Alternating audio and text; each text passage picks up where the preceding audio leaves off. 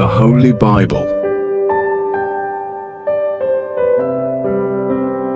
Reading Plan, Second Day, Tagalog Version, The Holy Bible. Genesis chapter 3 and 5, and Mark chapter 2. Ang pagkakasala ng tao. Ikatlong kabanata. Sa lahat ng hayop na nilikha ng Panginoong Diyos, ang ahas ang pinakatusok. Minsan tinanong ng ahas ang babae, "Totoo bang pinagbabawalan kayo ng Diyos na kumain ng bunga ng alinmang puno sa halamanan?" Sumagot ang babae, "Makakain namin ng kahit anong bunga ng puno rito sa halamanan, maliban lang sa bunga ng puno na nasa gitna ng halamanan. Sapagkat sinabi ng Diyos na hindi kami dapat kumain o humipo man lang ng bunga ng punong iyon. Kapag ginawa namin iyon, mamamatay kami." Pero sinabi ng ahas, "Hindi totoong mamamatay kayo. Sinabi iyan ng Diyos dahil alam niya na kapag kumain kayo ng bungang iyon, mabubuksan ang mga isip ninyo at magiging katulad niya kayo na nakakaalam kung ano ang mabuti at masama." Nang pinagmasdan ng babae ang puno, napakaganda nitong tingnan at ang bunga ay parang masarap kainin. At dahil sa pagnanais niyang maging marunong, pumitas siya ng bunga at kumain ito. Binigyan din niya ang kanyang asawa na kasama niya, at kinain din ito. Pagkatapos nilang kumain, nalaman nila kung ano ang mabuti at ang masama, at napansin nila na hubad pala sila. Kaya pinagtagni-tagni nila ang mga dahon ng puno ng igos para ipantakip sa kanilang katawan. Pagdating ng hapon, narinig nila na lumalakad ang Panginoong Diyos sa halamanan. Kaya nagtago sila sa mga puno doon. Pero tinawag ng Panginoong Diyos ang lalaki. "Nasaan ka?" Sumagot ang lalaki, "Narinig ko po kayo sa halamanan, kaya nagtago ako. Natatakot po ako dahil hubad ako." Nagtanong ang Panginoong Diyos, "Sino ang nagsabi sa iyo na hubad ka? Kumain ka ba ng bunga ng punong kahoy na sinabi ko sa iyo na huwag ninyong kakainin?" Sumagot ang lalaki, "Ang babae po kasi na ibinigay niyo sa akin ay binigyan ako ng bunga ng punong kahoy na iyon at kinain ko." Tinanong ng Panginoong Diyos ang babae, "Bakit mo ginawa iyon?" Sumagot ang babae, "Nilinlang po kasi ako ng ahas, kaya kumain po ako." Pinarusahan sila ng Diyos. Kaya sinabi ng Panginoong Diyos sa ahas, "Dahil sa ginawa mong ito, parurusahan kita. Sa lahat ng hayop, ikaw lang ang makakaranas ng sumpang ito. Sa buong buhay mo'y gagapang ka sa pamamagitan ng iyong tiyan, at ang bibig mo ay palaging makakakain ng alikabok. Ikaw at ang babae ay mag-aaway. Ang lahi mo at ang lahi niya ay mag-aaway din. Dudurugin niya ang ulo mo, at tutuklawin mo ang sakong niya."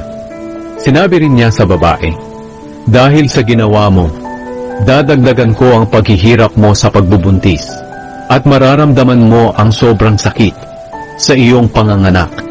Pero sa kabila niyan, hahangarin mo pa rin ang iyong asawa, at maghahari siya sa iyo." Sinabi rin niya sa lalaki, "Dahil naniwala ka sa asawa mo, at kumain ng bunga ng punong kahoy na ipinagbawal ko sa inyo, susumpain ko ang lupa, kaya sa buong buhay mo ay magpapakahirap ka ng husto para makakain. Tutubo sa lupa ang mga damo at halamang may tinik. Ang kakainin mo ay manggagaling sa mga pananim sa bukid. Kinakailangang magpakahirap ka ng husto para makakain, hanggang sa bumalik ka sa lupa na iyong pinagmulan. Dahil sa lupa ka nagmula, sa lupa ka rin babalik." Pinangalanan ni Adan ang asawa niya na Eva, dahil siya ang magiging ina ng lahat ng tao. Pagkatapos, gumawa ang Panginoong Diyos ng damit mula sa balat ng hayop para kay Adan at sa asawa nito. Pinaalis ng Diyos sina Adan at Eva sa halamanan ng Eden. Sinabi ng Panginoong Diyos, "Ang tao ay naging katulad na natin, na nakakaalam kung ano ang mabuti at masama. Kinakailangang hindi siya pahintulutang kumain ng bunga ng punong kahoy na nagbibigay ng buhay, dahil kung kakain siya, mananatili siyang buhay magpakailanman. Kaya pinaalis siya ng Panginoong Diyos sa halamanan ng Eden para sakahin ang lupa na pinagmulan niya. Nang mapaalis na ng Panginoong Diyos ang tao, naglagay siya ng mga kerubin sa bandang silangan ng halamanan ng Eden. At naglagay din siya ng espada na naglalagablab at umiikot para walang makalapit sa puno na nagbibigay ng buhay. Genesis chapter 4. Si Cain at si Abel. Ika-4 na kabanata. Pagkatapos noon, sumiping si Adan sa asawa niyang si Eva at nagbuntis ito. Nang manganak si Eva, sinabi niya, "Nagkaroon ako ng anak na lalaki sa pamamagitan ng tulong ng Panginoon. Kaya Cain ang ipapangalan ko sa kanya." At muling nanganak si Eva ng lalaki, at Abel ang ipinangalan sa kanya. Nang lumaki na sila, si Abel ay naging pastol ng mga tupa at kambing, at si Cain naman ay naging magsasaka. Isang araw naghandog si Cain sa Panginoon nang galing sa ani niya. Si Abel naman ay kumuha ng isang panganay sa mga inaalagaan niyang hayop. Hinatay ito at inihandog sa Diyos ang pinakamagandang bahagi. Natuwa ang Panginoon kay Abel at sa handog nito. Pero hindi siya natuwa kay Cain at sa handog nito. At dahil dito, sumimangot si Cain at labis ang kanyang galit. Kaya tinanong siya ng Panginoon, "Ano ba ang ikinagagalit mo? Bakit ka nakasimangot? Kung mabuti lang ang ginawa mo, maligaya ka sana. Pero mag-ingat ka, dahil kung hindi mabuti ang ginagawa mo, ang kasalanan ay maghahari sa iyo. Sapagkat ang kasalanan ay katulad ng mabagsik na hayop na nagbabantay sa iyo para tuklawin ka. Kaya kailangang talunin mo ito." Isang araw sinabi ni Cain kay Abel, "Halika, pumunta tayo sa bukid." Nang naroon na sila, pinatay ni Cain ang kapatid niyang si Abel. Pagkatapos, nagtanong ang Panginoon kay Cain, "Nasaan ang kapatid mo?" Sumagot si Cain, "Ewan ko, hindi ko alam kung nasaan siya. Bakit ako ba ang tagapagbantay niya?" Sinabi ng Panginoon kay Cain, "Ano ang iyong ginawa?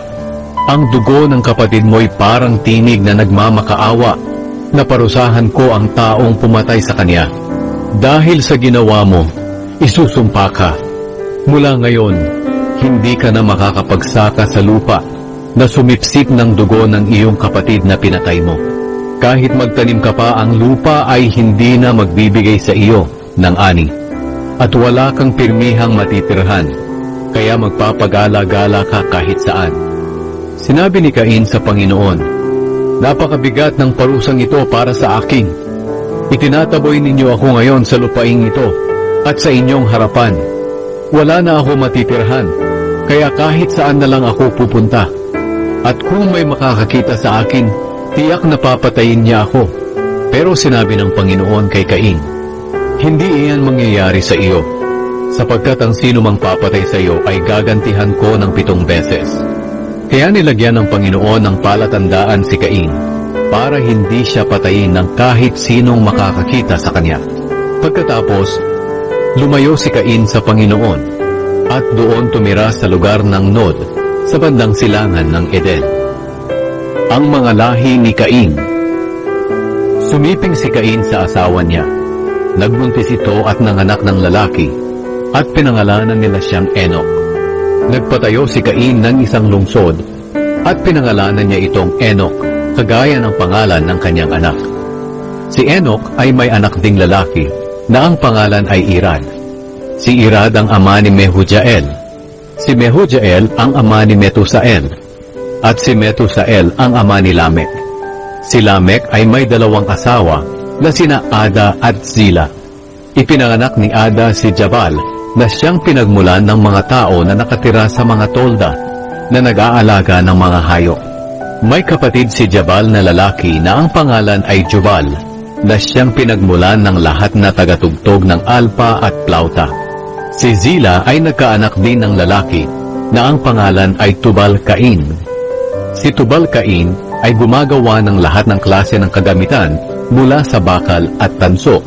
May kapatid siyang babae na si Naama. Isang araw, sinabi ni Lamek sa dalawa niyang asawa, Ada at Sila, mga asawa ko, pakinggan niyo ako. Pinatay ko ang isang binatilyo dahil sinaktan niya ako. Kung 7 beses ang tindi ng ganti sa taong pumatay kay Cain, 77 beses ang tindi ng ganti sa taong papatay sa akin. Ang mga lahi ni Seth. Sumiping muli si Adan kay Eva, at nanganak ng isang lalaki, at pinangalanan niya itong Seth. Sinabi niya, Muli akong binigyan ng Diyos ng anak na lalaki bilang kapalit ni Abel na pinatay ni Cain. Nang bandang huli, si Seth ay nagkaroon din ng anak na lalaki na pinangalanan niyang Enosh. Nang panahong isinilang si Enosh, ang mga tao ay nagsimulang tumawag sa pangalan ng Panginoon. Genesis chapter 5. Ang mga lahi ni Adan.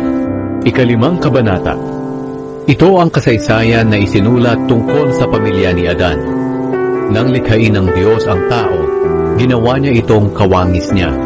Nilikha niya ang lalaki at babae, at binasbasan niya sila at tinawag na tao.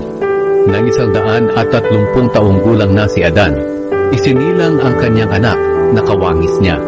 Pinangalanan niya itong Seth. Matapos isilang si Seth, nabuhay pa si Adan ng 800 taon, at nadagdagan pa ang mga anak niya. Namatay siya sa edad na 930. Nang 105 taong gulang na si Seth, isinilang ang anak niyang lalaki na si Enosh. Matapos isilang si Enosh, nabuhay pa si Seth ng 807 taon, at nadagdagan pa ang mga anak niya. Namatay siya sa edad na 912. Nang 70 taong gulang na si Enosh, isinilang ang anak niyang lalaki na si Kenan. Matapos isilang si Kenan, nabuhay pa si Enosh ng 815 taon, at nadagdagan pa ang mga anak niya. Namatay siya sa edad na 905. Nang 70 taong gulang na si Kenan, isinilang ang anak niyang lalaki na si Mahalalel. Matapos isilang si Mahalalel, nabuhay pa si Kenan ng 840 taon, at nadagdagan pa ang mga anak niya. Namatay siya sa edad na 910. Nang 65 taong gulang na si Mahalalel, isinilang ang anak niyang lalaki na si Jared.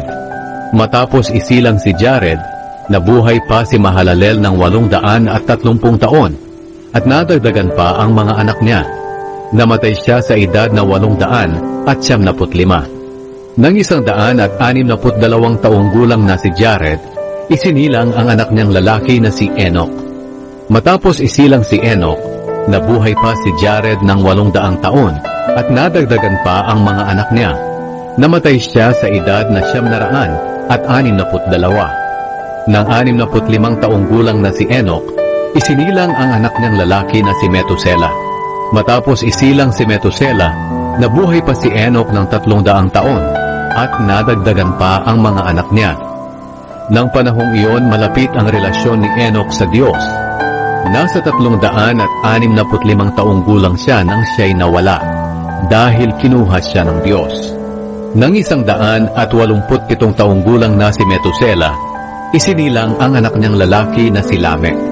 Matapos isilang si Lamek, nabuhay pa si Metusela ng 782 taon, at nadagdagan pa ang mga anak niya. Namatay siya sa edad na 969. Nang 182 taong gulang na si Lamek, isinilang ang isa niyang anak na lalaki. Sinabi niya, Ang anak kong ito ay makakatulong sa mga kahirapan natin dahil sa pagsumpa ng Panginoon sa lupa. Kaya papangalanan ko siyang Noe. Matapos isilang si Noe, nabuhay pa si Lamek ng 575 taon, at nadagdagan pa ang mga anak niya. Namatay siya sa edad na 777. Nang 500 taong gulang na si Noe, isinilang ang mga anak niyang lalaki na sina Shem, Ham, at Japheth. The Book of Mark chapter 2. 2 kabanata. Pinagaling ni Jesus ang isang paralitiko. Pagkalipas ng ilang araw, bumalik si Jesus sa Capernaum. Agad namang kumalat ang balitang naroon siya. Kaya napakaraming tao ang nagtipon doon sa tinutuluyan niya, hanggang sa wala ng lugar kahit sa labas ng pintuan. at ipinangaral niya sa kanila ang salita ng Diyos. Habang siya ay nangangaral, may mga taong dumating kasama ang isang paralitikong nasa higaan na buhat-buhat ng 4 na lalaki. Dahil sa dami ng tao, hindi sila makalapit kay Jesus. Kaya binutasan nila ang bubong sa tapat ni Jesus at saka ibinaba ang paralitikong nakahiga sa kanyang higaan. Nang makita ni Jesus ang kanilang pananampalataya, sinabi niya sa paralitiko, "Anak, pinatawad na ang iyong mga kasalanan." Narinig ito ng ilang mga tagapagturo ng kautusan na nakaupo roon. Sinabi nila sa kanilang sarili, "Bakit siya nagsasalita ng ganyan? Nilalapastangan niya ang Diyos. Walang makakapagpatawad ng kasalanan kundi ang Diyos lang." Nalaman agad ni Jesus ang kanilang iniisip, kaya sinabi niya sa kanila, "Bakit kayo nag-iisip ng ganyan? Alin ba ang mas madaling sabihin sa paralitiko, 'Pinatawad na ang iyong mga kasalanan,' o 'Tumayo ka, buhatin mo ang iyong higaan at lumakad'? Ngayon papatunayan ko sa inyo sa pamamagitan ng pagpapagaling sa taong ito, na ako na anak ng tao ay may kapangyarihan dito sa lupa na magpatawad ng kasalanan." At sinabi niya sa paralitiko, "Tumayo ka, buhatin mo ang iyong higaan at umuwi." Tumayo nga ang paralitiko. Agad na binuhat ang kanyang higaan at lumabas habang nakatingin ang lahat. Namangha ang lahat at pinuri nila ang Diyos. Sinabi nila, "Ngayon lang kami nakakita ng ganito." Tinawag ni Jesus si Levi. Muling pumunta si Jesus sa tabi ng lawa ng Galilea. Maraming tao ang pumunta roon sa kanya at tinuruan niya ang mga ito. Habang naglalakad siya, nakita niya ang maniningil ng buwis na si Levi na anak ni Alphaeus.